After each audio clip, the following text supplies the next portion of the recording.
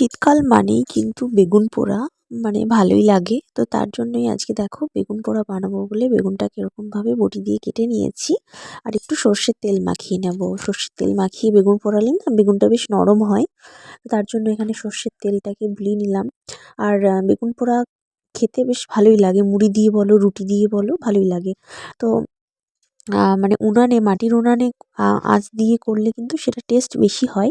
কিন্তু কি করব, সেটা তো এখন উপায় নেই। তার জন্য গ্যাসেই করে নিচ্ছি। দুধের স্বাদ ঘোলে মেটানোর মতনই অবস্থা। তো দেখো কত সুন্দরভাবে পুড়েছে।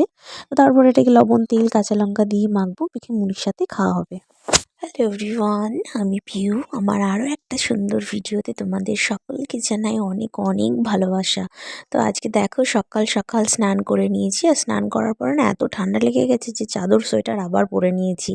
তবে একটা কথা কি, মানে ঠান্ডা লাগে কিন্তু স্নান করার পরে দেখবি কিছুক্ষণ পরেই ঠান্ডাটা অনেকটা কম হয়ে যায়। তো যাই হোক, তো এখন তো হচ্ছে পৌষ মাস। আর পৌষ মাস হিসেবে কিন্তু আমার প্রেগনেন্সি 5 মাসে পড়ে গেছে। তো আমাদের বাড়িতে যেহেতু স্বাদের অনুষ্ঠান নেই, তো 5 মাসে পুজো করানোর একটা রিচুয়ালস আছে। তো সেই কারণের জন্যই কিন্তু এখানে সমস্ত কিছু অ্যারেঞ্জমেন্ট করে রেখেছে আমার ঠাকুমা। তো সেটাকেই সব কিছু নিয়ে মন্দিরে পুজো দিতে যাবে। এখানে যেসব মন্দিরগুলোতে পুজো দেয় আর কি, সেগুলোতেই পুজো দিতে যাবে। তো সেই জন্য এখানে এগুলো গুছিয়ে রেখেছে। ফল, মিষ্টি, ধূপকাঠি, আরও যা যা লাগবে সেগুলো নিয়ে পুজো দিতে যাবে।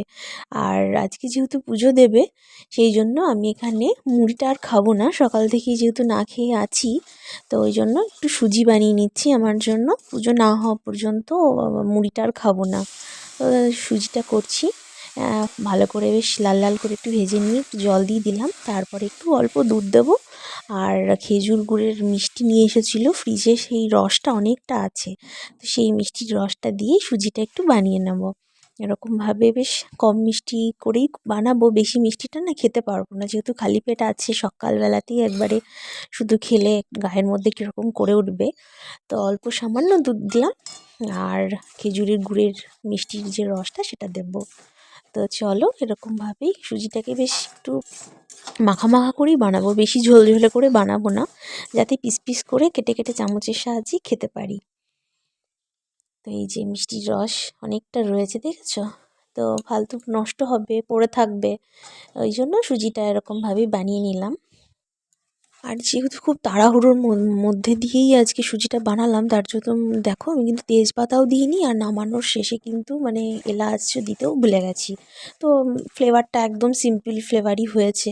তো এইদিকে এগুলো সারতে সারতে এবার রান্নার জোগাড়ও করে দিয়েছি। তো আজকে আর বেশি কিছু রান্না করব না। তো যেগুলোই করব সেগুলো সব কিছু একবারে বনিয়ে নিয়েই চাপিয়ে দিয়েছি। তো চলো রান্নাটা করে নিই। আরও একটা সুন্দর ভিডিওকে সঙ্গে নিয়ে আবারও দেখা হবে। টাটা।